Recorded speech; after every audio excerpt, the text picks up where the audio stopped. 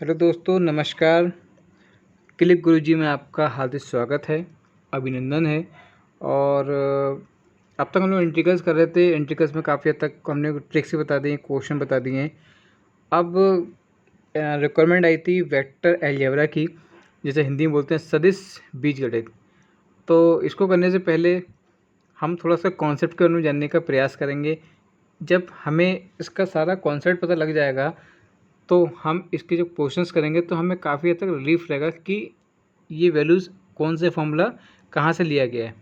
और मैं आपको डायरेक्ट बुक से इसलिए कराता हूँ ताकि वीडियोस में थोड़ा टाइम ज़्यादा लगेगा बोर्ड्स पे। तो यहाँ पे हम एक ही बार में पूरा कॉन्सेप्ट को समझ लेंगे। आपको भी पता लगेगा आपको कौन कौन से पॉइंट्स पढ़ना है। अगर आपके पास बुक है तो आपको भी इसका बेनिफिट मिलेगा। ठीक है, सो स्टार्ट करते हैं। आज का जो टॉपिक है हमारा वेक्टर अलजेब्रा, सदिश बीजगणित। और ये बहुत ही इंपॉर्टेंट टॉपिक है, बहुत ही सिंपल टॉपिक भी है। ठीक है, इसमें देखा जाए तो आपको काफ़ी हद तक क्वेश्चन हम कवर कर सकते हैं। और मैं आपको बस एक दो दिन बाद आपके लिए मैं जो पीजी और यूजी के जो पेपर्स हैं हमारे, मैं इनको सॉल्व कराने वाला हूँ। पूरा एक एक पेपर जो लास्ट ईयर आया हुआ था, तो इसमें ये भी हम दिखाएंगे कि कहाँ से सबसे ज़्यादा क्वेश्चन पूछे गए थे। तो ठीक है, स्टार्ट करते हैं हम लोग। तो उसमें फर्स्ट लिखा है अदिश व सदिश राशियाँ, स्केलर एंड वेक्टर क्वांटिटी। तो आपको सदिश और अदिश तो पता ही है। स्केलर एंड वेक्टर में कि कौन सी राशियाँ सदिश होती हैं, कौन सी राशियाँ अदिश होती हैं। आपने ये फिजिक्स में भी अच्छे से पढ़ रखा होगा। क्या होता है, वे राशि जिन्हें व्यक्त करने के लिए केवल परिमाण की आवश्यकता होती है, अदिश राशियाँ कहलाती हैं, जैसे द्रव्यमान एंड लंबाई। तो इसमें परिमाण की आवश्यकता होती है, केवल परिमाण की। तो ये कौन सी कहलाती है, हमारी अदिश। मतलब इसमें दिशा नहीं है, इसलिए अदिश है। और वे राशियाँ जिन्हें केवल व्यक्त करने के लिए परिमाण और दिशा दोनों की आवश्यकता होती हैं, वो सदिश कहलाती हैं। सदिश मीन्स उसमें परिमाण भी होगी और दिशा भी होगी। ठीक है, जैसे वेग हो गया, त्वरण हो गया, लाइक वेलोसिटी, एक्सेलरेशंस। ठीक है, सो नेक्स्ट आगे देखिए लिखा है टाइप्स ऑफ वेक्टर क्वांटिटी, सदिश राशियों के प्रकार। हिंदी इंग्लिश दोनों में कराएंगे ताकि अपने जो भाई लोग सीबीएसई बोर्ड्स के हैं, या यूपी बोर्ड के हैं, या आईसी बोर्ड के हैं, उन दोनों के लिए हेल्पफुल रहे। ठीक है, ऐसा नहीं है कि हम सिर्फ एक ही जगह फोकस कर रहे हैं और आधे लोग की बात समझ में आ रही है, आधे लोग की बात समझ में नहीं आ रही है। और दूसरी बात ये है जनरल की मैथमेटिक्स में बहुत ज़्यादा इंग्लिश का कोई ज़्यादा ऐसा इशू भी नहीं होता है, ना हिंदी का। इसमें कॉमन कुछ टॉपिक्स होते हैं जो हमको नॉर्मल पता होता है। जैसे लिखा है सदिश बीजगणित, तो लिखा होता है कि वेक्टर अलजेब्रा, तो उसमें ग्रामेटिकली तो हमें इसे फोकस करना नहीं है, राइट। सो स्टार्ट करते हैं। अब यहाँ से एक एक पॉइंट को ध्यान रखेंगे और आपको अच्छे से हम समझा भी देंगे और आप भी अच्छे से समझ भी जाएंगे, ऐसी हमें आपसे उम्मीद है। तो लिखा है कि इकाई सदिश मतलब यूनिट वेक्टर वह सदिश जिसका परिमाण इकाई हो। इकाई मीन्स होता है यूनिट में, इकाई सदिश कहलाता है। ठीक है, इसे एक कैप द्वारा निरूपित करते हैं। ये कि ये भी वेक्टर होता है, ये भी वेक्टर होता है और ये भी वेक्टर मॉड फॉर्म में होता है। बट यहाँ पे यूनिट वेक्टर की अगर बात करते हैं बेटा, तो हम बात करते हैं ए कैप। तो एक फॉर्मूला होता है vector A upon mod A. फिर से सुनिए, A cap is equal to vector A upon mod A. ठीक है, इस फॉर्मूले को बॉक्स बना लीजिए। ठीक है, और इस फॉर्मूले को आपको याद रखना पड़ेगा क्योंकि फर्स्ट क्वेश्चन स्टार्ट ही यहीं से हो जाएगा। नेक्स्ट क्वेश्चन दे रखा है नल वेक्टर। कौन सा? नल, शून्य वेक्टर। यदि किसी सदिश के प्रारंभिक व अंतिम बिंदु संपाती हो तो उसे शून्य सदिश कहते हैं और इसे जीरो वेक्टर से डिनोट करते हैं। ठीक है, सो ये क्यों मैंने इतनी बात आपको बताई है। काफ़ी सारे क्वेश्चंस में ऐसी डेफिनेशन पूछ लेते हैं तो आप वहाँ पे टिक लगा के आसानी से आ जाएंगे। नेक्स्ट रखा इक्वल वेक्टर। यदि दो राशियों का परिमाण और दिशा कैसे हो, आपस में इक्वल हों। नेक्स्ट है आपका समरेख कोलिनियर वेक्टर। यहाँ से ना क्वेश्चन आपको 101% मिलेगा, चाहे आप लिख के रख लीजिए। किसी भी अब तक जितने एग्जाम्स आए हुए हैं कोलिनियर वेक्टर का क्वेश्चन मिलेगा। और अगर आप एकेडमिक की तैयारी करते हैं, लाइक 11th-12th में अगर स्टूडेंट्स हैं आप लोग, तो यहाँ पे भी आपको प्रूफ करने के लिए क्वेश्चन जरूर आता है। आप चाहे देख लीजिएगा अपने प्रीवियस पेपर, जिसे हिंदी बोलते हैं इति सिद्धम, राइट। सो इसका जो कोलिनियर मीन्स होता है वह सदिश जिनकी क्रिया रेखाओं एक ही हों, मतलब इनकी जो जो वर्किंग है ना, उनकी जो लाइंस हैं वो एक ही हों, वो कौन से कहते हैं? समरेख, मतलब एक ही लाइन में है वो। नेक्स्ट होता है नेगेटिव वेक्टर, ऋण सदिश से बोलते हैं हम लोग। वह सदिश जिसका परिमाण दिए गए सदिश के बराबर हो, परंतु कैसा हो, वो निगेटिव हो, उसके विपरीत हो, उसके अगेंस्ट हो। ओके, अभी ये क्वेश्चन जैसे आपने लिखा ना ए बी और इक्वल में माइनस का बी ए, ठीक है। सो बस ये चीज़ें होती हैं। नेक्स्ट आपका समतलीय सदिश जिसे बोलते हैं कोप्लेनर, यहाँ से भी क्वेश्चन जरूर आएगा। जिन पर टिक लगा रहा हूँ ना, इनको इन डेफिनेशन को भी ध्यान रखना है, और इनके बेस पे अभी मैं जब क्वेश्चन कराऊंगा ना तो आपको खुद में कॉन्फिडेंस फील होगा। कोप्लेनर में क्या होता है बेटा कि 3 या 3 से अधिक सदिश जब एक दिए हुए समतल के समांतर हों, 3 या 3 से अधिक मतलब मिनिमम या 3 हो या 3 से अधिक भी अगर हमारे वेक्टर क्वांटिटी हमारे पास है तो क्या कहलाते हैं, हमारे समतल के समांतर हों तो वे समतलीय सदिश कहलाते हैं, मतलब कोप्लेनर वेक्टर्स कहलाते हैं, ठीक है। नेक्स्ट रखा है आपका पोजीशन वेक्टर। ये क्या होता है, मान लीजिए लेट कर लिया आपने कोई जो जीरो है ना वो हमारा मूल बिंदु है, मतलब मिड पॉइंट है। तो पी कोई बिंदु इस प्रकार है कि ओ पी हमने वेक्टर ए के लिए, इसका डायग्राम यहाँ पे देख लीजिए थोड़ा सा, अगर आपको ये ठीक है इस टाइप से आपको मिल जाएंगे। पी एंड पी सदिश ए वेक्टर होगा, क्लियर। अभी क्वेश्चंस कराएंगे तो काफ़ी चीज़ें आपको इसमें क्लियर होती चली जाएंगी, टेंशन मत लीजिए आप किसी बात की, क्योंकि फॉर्मूले डायरेक्ट ये तो सिर्फ मैं आपको रिव्यू करा रहा हूँ ताकि आपने जब एकेडमिक किया होगा ना तो आप लोग हो सकता है काफ़ी चीज़ें भूल गए हो। सो मैं बीच में आपको सिर्फ एक बार ब्रीफिंग करा रहा हूँ ताकि आप अच्छे से उसको माइंड में सेट कर सकें कि एक्चुअल में हमने ये पढ़ा था। सो नेक्स्ट है एडिशन ऑफ वेक्टर, सदिशों का योग। सदिशों के योग की अगर बात करते हैं उसमें त्रिभुज का नियम यूज़ करते हैं इसमें, A B plus B C is equal to A C. जैसे कि आपने पाइथागोरस का सिंबल पढ़ा होगा ना कि hypotenuse is equal to perpendicular square plus base square, Hindi में बोलते हैं इसको क्या, कर्ण का स्क्वायर बराबर लंब का स्क्वायर प्लस आधार का square. I am right. So यहाँ पे हम लोग बात करते हैं एंगल बना दिया आपने, ठीक है।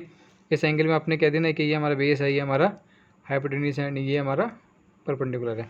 सो ए बी, मैं डायग्राम यहाँ बना देता हूँ क्योंकि बार बार वहाँ पे जाना ठीक नहीं लग रहा है। सो एक डायग्राम मैं आपको यहाँ पे ड्रॉ कर देता हूँ। जैसे ये लिखा है आपके पास, एक डायग्राम हमने ड्रॉ किया तो हमने कह दिया A B B C and ये ए सी, क्लियर। सो आपके पास इस टाइप की एक वैल्यूज़ निकालने के लिए क्वेश्चंस आएंगे, उसको आप आसानी कर भी देंगे, कुछ भी नहीं बचेगा उसमें, कोई सी दिक्कत नहीं है। नेक्स्ट आपको दे रखा है सदिशों के योग का, सदिशों के योग का समांतर चतुर्भुज नियम, सदिशों के योग का समांतर चतुर्भुज नियम, समांतर चतुर्भुज के नियम। तो इसमें देखिए एक चतुर्भुज बना दिया आपने, ठीक है। तो यहाँ पे क्वाड्रेटिक क्वेश्चन में हमने इसको देखा तो A B and A D, A B and A D, देखिए एरो भी बने हुए यहाँ पे, किसके इक्वल है, ए सी के। A B and A D किसके इक्वल है, ए सी के। जब इन लोग को आप ऐड कर दोगे तो ये किसके इक्वल आएगी वैल्यू, ए सी के इक्वल आएगी। अब आते हैं मुद्दे पे, मुद्दे तो फिलहाल सभी चल रहे हैं लेकिन यहाँ पे प्रॉपर्टीज हो जाएंगी। लिखा है properties of addition of vector, सदिशों के योग के गुण। तो if A B and C ये हमारे अशून्य सदिश हैं, ठीक है, 3 अशून्य सदिश हैं, नॉन ज़ीरो हैं। So A plus B is equal to B plus A, क्रमवे नियम, ठीक है। ए ये आपने किए भी होंगे ना इसमें वैल्यूज़ में हमारी, जब हम लोग एल्जेब्रिक वाले कंडीशन करते हैं, और ये भी एल्जेब्रिक का टॉपिक है। ए बी प्लस सी या ए बी प्लस सी से ज़्यादा नियम, ए प्लस ज़ीरो हो तो ए होता है, ए माइनस हो तो ज़ीरो होगा, ये सब आपको अच्छे से पता है। बस ये दो फॉर्मूले पे ध्यान रखो। फिफ्थ वाले पे कंडीशन दे रखी हुई, यदि R1 vector x1 i cap plus y1 j1 cap plus z1 k cap, तो R2 कंडीशन ये दे रखी है। तो R1 plus R2, R1 plus R2 इन लोग को ऐड करेंगे तो I बाहर ले लीजिएगा, तो x1 प्लस x2 j बाहर ले लेंगे, y1 प्लस y2। सो यहाँ पे बेसिक फॉर्मूले, तो R1 प्लस R2 जिनको ऐड करेंगे तो ये हमारे कंडीशन बन के आ जाएगी। नेक्स्ट है सदिशों का अंतर, डिफरेंस ऑफ वेक्टर। तो ए बी, यहाँ का ए बी हम निकालते हैं तो क्या हो जाएगा, बी माइनस ए, ठीक है। अब ये आपको अभी जब क्वेश्चन सॉल्व करेंगे तब काफ़ी हद तक चीज़ें क्लियर हो जाएंगी। तो उसका क्या फॉर्मूला था हमारा, बी माइनस ए और बी प्लस माइनस ए। तो ए प्लस माइनस बी समांतर अगर होंगे, ये कंडीशन बहुत ज़्यादा पूछी जाती है, A is equal to lambda B, A is equal to lambda B. Clear. So जहाँ लेमडा क्या है, एक अदिश राशि है। कैसी है? अदिश राशि है। ठीक है। सो नेक्स्ट हमारा एम एन ए सचरियम, ये आप कर लेंगे, बहुत ज़्यादा उसमें बेसिक नहीं है। जो मेन फॉर्मूले हैं मैं खाली उन पर फोकस कर रहा हूँ आपका। जैसे ये लिखा है सेक्शन फॉर्मूलेज वाले अगर आते हैं, यदि बिंदु ए और बी की स्थित ए एंड बी हो तो रेखा ए बी को अंत व बाह्य विभाजित करने वाले बिंदु की स्थिति सदिश क्रमशः M B vector plus N A vector upon M plus N, और इसी में वो माइनस में होता है। क्या क्या लिखा है देखो, इसमें कंडीशन तो है ना, एक बार अंता है और एक बार बाह्य है। तो अंता होगा तो पॉजिटिव होगी और बाह्य होगा तो नेगेटिव, जिसे बोलते हैं internal and external. Okay, next आगे बढ़ते हैं हम लोग। लिखा है रेखा ए बी के बीच मध्य बिंदु का स्थिति सदिश। तो ये ध्यान रखना, डायरेक्ट फॉर्मूला हाफ ए प्लस बी। क्या होता है? हाफ, अगर मध्य बिंदु के लिए पूछे स्थिति हाफ ए प्लस बी, और थर्ड होता है अगर हमें ए बी निकालना होता है ना, तो हमें एंगल से ओ बी माइनस ओ ए, जिसे बोलते हैं बी माइनस ए। इससे तीन चीज़ें बन रही हैं। ये भी कैसे आएगा, फॉर्मूले बताएंगे अभी आपको, सब क्लियर हो जाएगा, टेंशन मत लीजिए, बस एक बार ब्रीफ कर लीजिए कि है क्या एक्चुअल में। ये लिखा है point A B and C समरेखीय होंगे यदि और केवल यदि A B is equal to M A C, जहाँ पे एम क्या है? अशून्य आदेश है। कंडीशन पहले बता रखी थी मैंने आपको। नेक्स्ट आपका सदिश x1i प्लस x2j, कैप लगा लेना अपने आप, तो समतली होंगे। तो ये केवल इस टाइप से condition x1 x2 x3 y1 y2 y3 किसके इक्वल? Zero equal. एक्चुअली में इसका आंसर भी जीरो आता जा रहा था।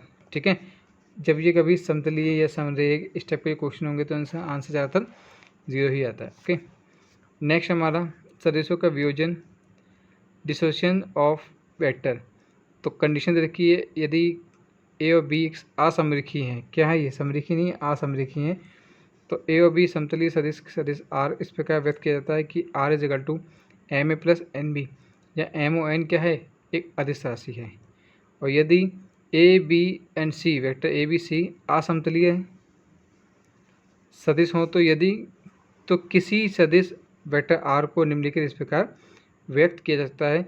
ये फॉर्मूला ध्यान रखना बेटा, R vector R is equal to X vector A plus Y vector B Z vector C. Clear. तो एक्स वाई जेड कैसे हैं? अदिश राशि हैं। कैसी हैं? अदिश राशि हैं।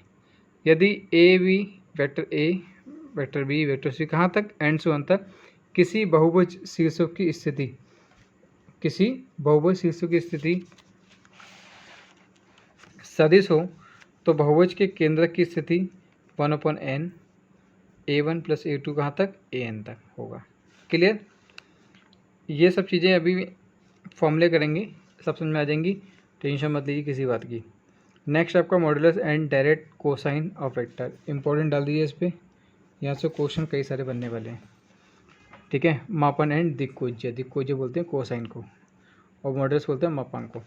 माना ओपी सदिश वियोजन भाग एक्स प्लस जेड हैं, तो ओपी हमें पता है ना कि X vector I plus Y vector J and K vector K cap. तो ओपी का मापांक, ओपी का मापांक, तो ओपी जब भी कभी आप मॉड में निकालते हो, मापांक में निकालते हो, उसका मॉडुलस निकालते हो, तो हमेशा उसका क्या लगाते हैं हम लोग? रूट में कर देते हैं। किस में कर देते हैं? रूट में, अंडर रूट में उसको हम फाइंड आउट करते हैं। अब बात आती है किसकी? दिक्कोज्य वाली। तो ए बी समांतर, ये ए बी है ना आपका, एक समांतर अक्ष को मूल बिंदु से ओ से जाता है, तो ओपी खींची गई, ओपी से खींची गई रेखा O X O Y O Z, O X O Y O Z alpha beta gamma कोण बनाते हैं, अल्फा बीटा गामा कोण बनाते हैं। तो cos alpha cos beta and cos gamma को सदिश ए बी की दिक्कोज्य कहते हैं। किसे कहते हैं? ए बी की दिक्कोज्य कहते हैं। तो ठीक है, बस आप ज़्यादा कहानी में समझो, आप बस ये तीन फॉर्मूले ध्यान रखो, ये तीन फॉर्मूले ध्यान रखना, cos alpha cos beta cos gamma, cos alpha cos beta cos gamma, alpha के लिए एक्स, बीटा के लिए वाई, गामा के लिए जेड, बाकी सबका मॉडुलस सेम होता है। ठीक है, याद हो गया होगा फॉर्मूला, बट टफ वाली बात नहीं थी। एक बिंदु से जाने वाली और एक सदिश के समांतर सरल रेखा का समीकरण R is equal to A plus T B होता है यदि बिंदुओं ए और बी जिनकी स्थिति और सदिश क्रमशः ए एंड बी हो तो दोनों बिंदुओं को होकर जाने वाली सरल रेखा का समीकरण, ये फॉर्मूला ध्यान रखना, vector R equal to 1 minus T vector A plus T B होता। तो ये एक टी कैसी है, अदिश राशि है। कैसी है, अदिश राशि है। ये जो मेन टिक लगा रहा हूँ ये फॉर्मूले ध्यान रखना, बाकी तो बहुत सारे फॉर्मूले हैं लेकिन एग्जाम में कुछ ही फॉर्मूले ज़्यादा इंपॉर्टेंट है हमारे लिए। फिर हमारे पास लिखा है यदि तीन बिंदु की स्थिति सदिश क्रमशः ए बी सी तो ये बिंदु समरेखीय होंगे यदि A plus lambda B plus mu C is equal to 0, जहाँ पे 1 plus lambda plus mu is equal to क्या होंगे, 0 होंगे। ये कंडीशन ध्यान रखना अभी यूज़ होगी। एक बिंदु ए से होकर जाने वाले और दो असमांतर सदिशों बी और सी के समांतर समतल का समीकरण R is equal to A plus T B plus S C है। तो तीन बिंदुओं की इनके स्थिति सदिश क्रमशः दिस वन, ये तीन बिंदु के लिए हैं और ये एक बिंदु के लिए हैं, बस ये ध्यान रखना। वो तो असमांतर सदिश होंगे तब तीन बिंदु के लिए होंगे A plus T B minus A plus S C minus A, okay. और अगर पूछे चार के लिए तो condition A plus lambda B plus mu C plus V D, जहाँ पे A plus lambda plus mu plus B is equal to 0 जाएंगे। अब तक क्या था, सिर्फ म्यू तो 0 हो रहे थे क्योंकि तीन दिवसीय था, ये चार बिंदु वाला है, ओके साहब। नेक्स्ट क्वेश्चन क्या होते हैं, अब यहाँ से क्वेश्चन और इम्पोर्टेंट होना शुरू हो जाएंगे आपके लिए। लिखा स्केलर प्रोडक्ट, क्या होता है स्केलर प्रोडक्ट।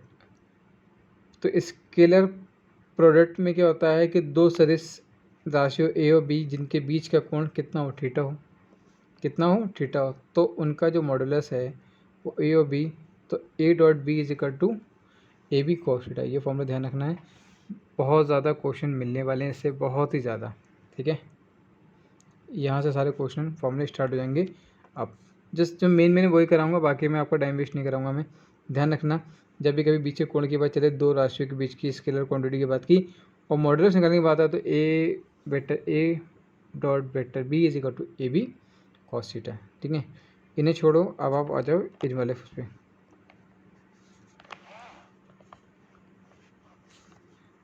कहीं पे भी वेक्टर ए होगा तो ये होगा ए स्क्वायर, वेक्टर हट जाएगा उसके पास से, सिर्फ सिंपल ए स्क्वायर। यदि दो सदिश ए और बी परस्पर कैसे हो, लंबवत हो, इसे बोलते हैं परपेंडिकुलर, परपेंडिकुलर। सो क्या हो जाएगा, A dot B is equal to 0, क्या हो जाएगा, A dot B is equal to 0, A dot B is equal to 0, लेकिन vector A vector B is equal to 0। खाली ए और बी की वैल्यू अलग होती है, यहाँ पे मॉड ए की वैल्यू अलग होती है और वेक्टर ए की अलग होती है, कैप ए की अलग होती है, ठीक है। हर एक चीज़ की अपनी अपनी वैल्यू है, ये यहाँ आपको ध्यान रखना है। नेक्स्ट है आपका इफ़ ए की वैल्यू दिस वन, बी की वैल्यू दिस वन। हमें इसमें फाइंड आउट करने के लिए ए डॉट बी, मतलब किसी भी चीज़ का अगर लंबवत निकालना है आपको, तो क्या करा आपने, ए डॉट बी, इन लोग के आपस में वैल्यू को लिखा पहले आपने, तो क्या हो जाएगा ए वन, भाई आई से आई तो वन ही हो जाएगा ना, जे से जे वन हो जाएगा, के से के वन हो जाएगा वेक्टर में। खाली क्या हो जाएगा, A one B one, A two B two, A three B three. हमें निकालना है क्या, कॉस थीटा। अगर निकालना है तो A one B one A two B two plus A three B three upon root में दिस वन वैल्यू का, मतलब इस वैल्यू का और इस वैल्यू को, दोनों का क्या निकालेंगे, मॉड। क्या निकालेंगे, मॉड। जब मॉड निकालोगे तो ऐसे बन के आ जाएगा ना, क्लियर ना, बात समझ में आ रही है ना। क्योंकि आई ओ आई वन होता है, जे ओ जे वन होता है, वेक्टर और के ओ के वन होता है, ठीक है। बट आई ओ जे 0 होता है, जे एंड के 0 होता है, एंड के एंड आई 0 होता है, ठीक है। अब कैसे होता है ये देखिए, यहाँ आई है, यहाँ जे है और यहाँ पर के है, ठीक है। तो आई और जे और के और आई, ये सब कैसे होंगे, 0 होंगे, क्लियर। नेक्स्ट आते हैं हम लोग, लिखा है दो सदिश vector A one vector A two A three and B के देखे, ये परस्पर क्या है, समांतर। कैसे हैं, समांतर। इंग्लिश में इसको बोलते हैं पैरेलल। कैसे हैं, पैरेलल। तो क्या हो, ये condition A one B one, A two B two, A three B three, ठीक है। और जबकि जब हम लंब वाले क्वेश्चन कर रहे थे तो उसमें हमने क्या कर रखा था, ध्यान रखना यहाँ पे समांतर वाले थे लंबवत वाले, उसमें क्या था A1 B1 A2 B2, मतलब एक लाइन में है, लंबवत में एक लाइन में है और पैरेलल में है तो ऊपर नीचे होंगे।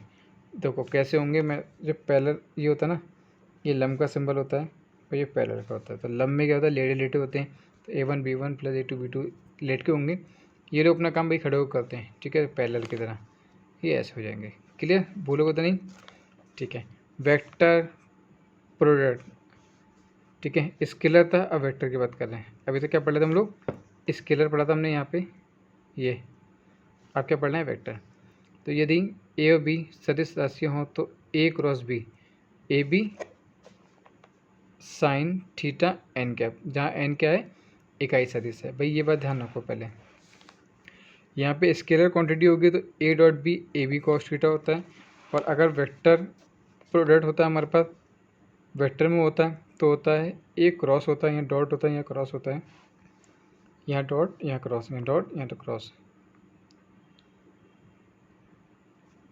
अब ध्यान कैसे रखोगे कि आदेश में स्केलर में वो होता है, तो आदेश में कहते हैं ना कि आदि बहुत हो गया, अब आदि कर लो, उस चीज़ को ख़त्म करो, तो यहाँ पे डॉट लगा दिया हमने और सदिश क्रॉस लगा दिया, तो ए बी साइन थीटा होता है वहाँ पे, ठीक है, बाकी सब कुछ सेम होता है। अब यहाँ पे भाई आ जाओ, अब इनके प्रॉपर्टीज़ ऑफ वेक्टर प्रोडक्ट।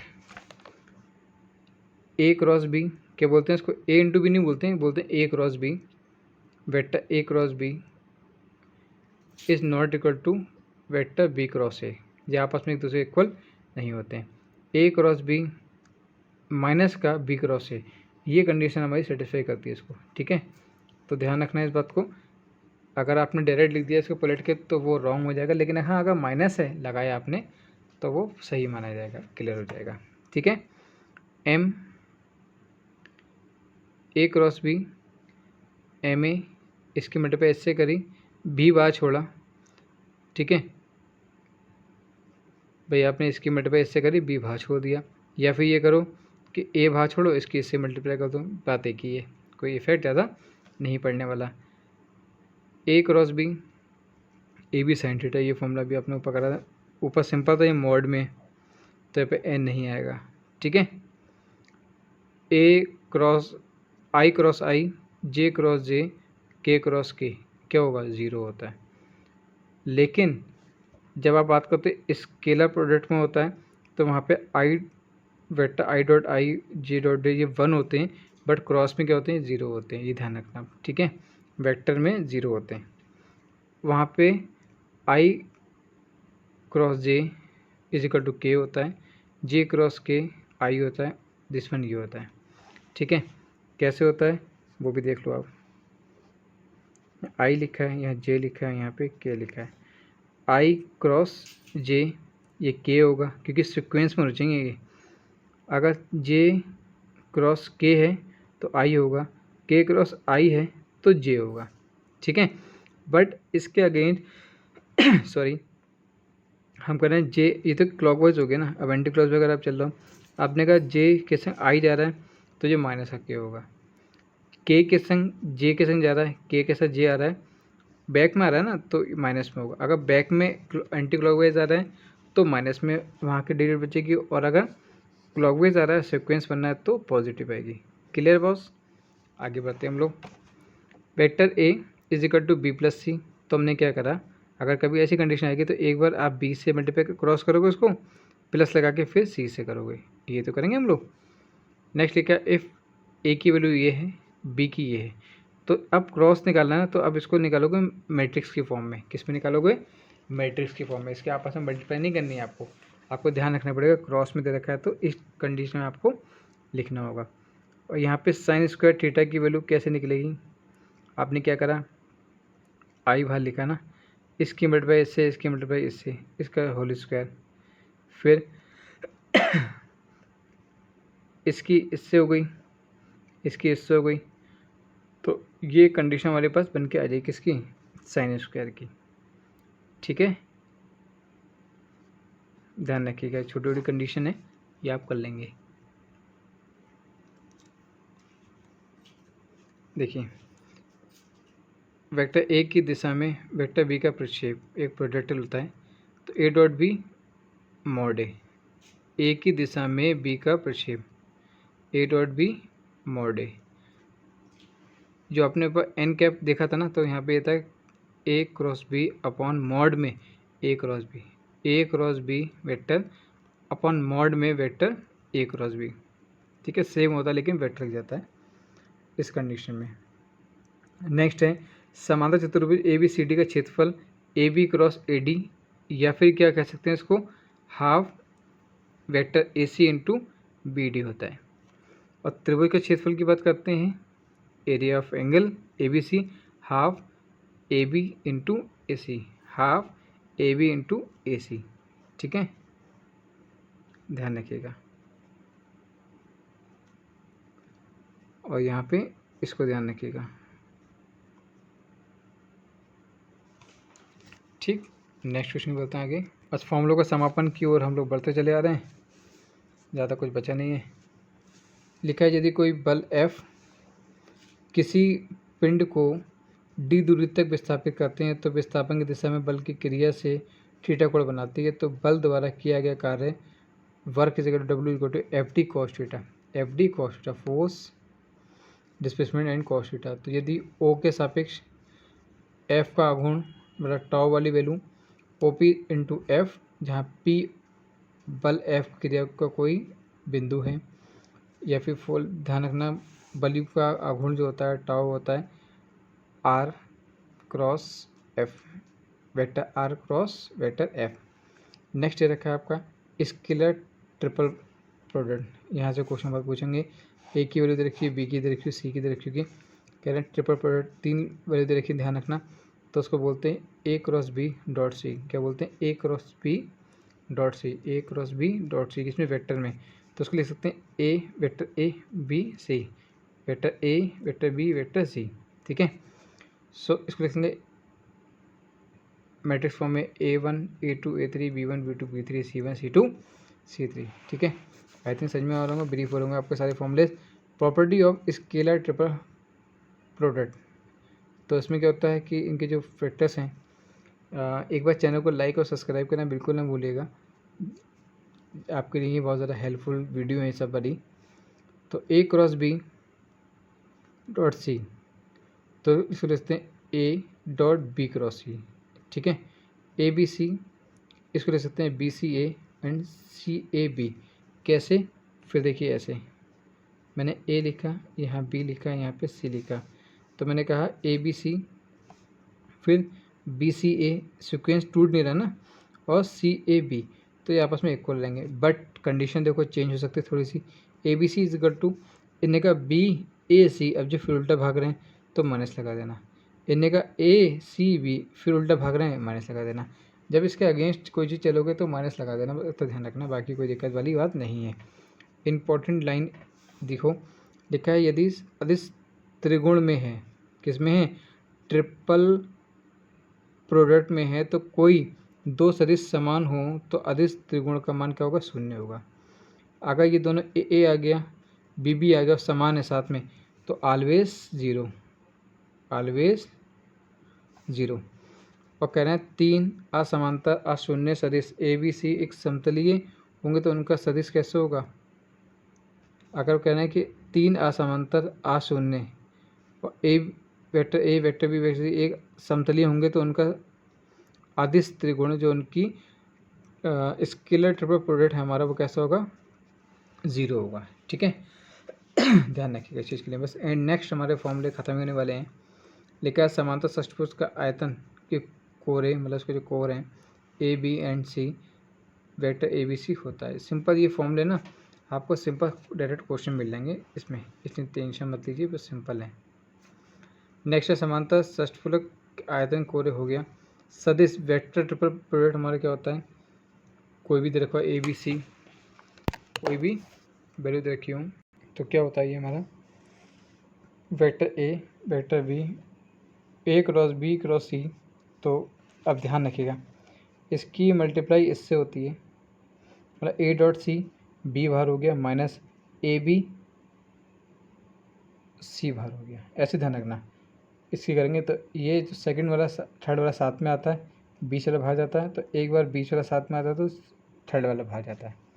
ऐसे ही बी क्रॉस ए अगर होता है तो क्या करना है आपको, ए की बी से करोगे, मतलब सेकंड वाले से, यहाँ से भी देखिए थर्ड पे हो रही है, यहाँ पे इसकी थर्ड से हो रही है।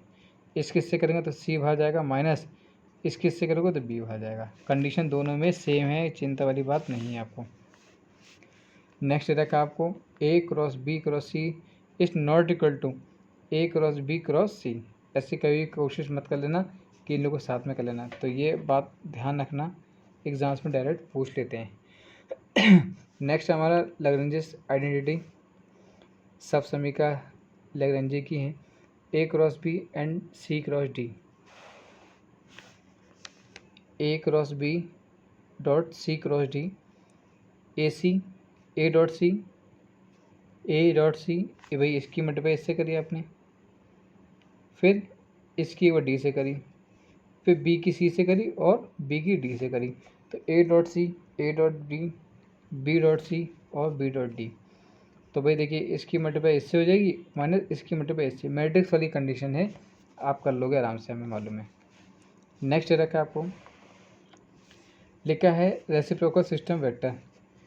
तो कोई भी कंडीशन दे रखी हो आपको स्टेप से, A B C not equal to zero, A dash B dash C dash के कैसे हो, रेसिप्रोकल हो, कैसे हो, रेसिप्रोकल हो, व्युत्क्रम हो, तो A dash vector B cross, देखो इसमें ए तो नहीं है ना ऊपर, तो B cross C A B C सब में कॉमन रहेगा, लेकिन बी लिख रहे हो तो यहाँ बी नहीं आएगा, सी की वैल्यू में तो सी नहीं आएगा।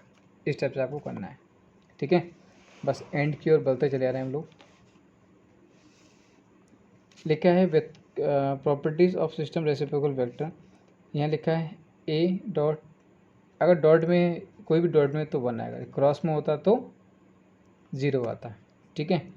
ए बी सी या ए वेक्टर डैश में हो ए बी सी, तो अभी कैसी वैल्यू होंगी 1 आएंगे, कन्फ्यूज होने की ज़रूरत नहीं है, ठीक है। बस लास्ट फॉर्मूले की ओर आगे बढ़ते हैं हम लोग, ठीक है।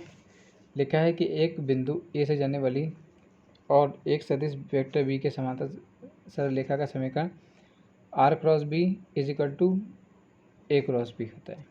क्या क्या होता है, R cross B is equal to A cross B, क्योंकि यहाँ पे जो वेक्टर बी है ना वो सदिश के समांतर रेखा का समीकरण है, ठीक है, इसलिए यहाँ पे बी का यूज़ ज़्यादा हुआ है। दो बिंदु ए और बी को जाने वाली सरल रेखा का समीकरण आर माइनस ए और बी माइनस ए, सरल रेखा का, और एक बिंदु जाने वाली और दो असमांतर पर लंब रेखा का, तो आर माइनस ए और B minus A is equal to 0। तो ये दोनों जो फॉर्मूले हैं ना सेम है, ठीक है। सो चैनल को लाइक एंड सब्सक्राइब करना बिल्कुल ना भूलिएगा। अभी आपके लिए बहुत सारे क्वेश्चंस भी हम कराएंगे साथ में आपके, और एक बार प्लान बना रहा हूँ कि अगर एक मॉडल पेपर आपको सॉल्व करा दी जाए, जिससे आपके लिए काफ़ी चीज़ें हेल्पफुल हो जाएंगी, कॉन्फिडेंस आपका थोड़ा सा चरम सीमा पे आ जाएगा। सो आज के लिए इतना ही। Good night, take care and please channel को सब्सक्राइब एंड लाइक करना बिल्कुल ना भूलिएगा, दोस्तों में शेयर करना बिल्कुल ना भूलिएगा। Good night.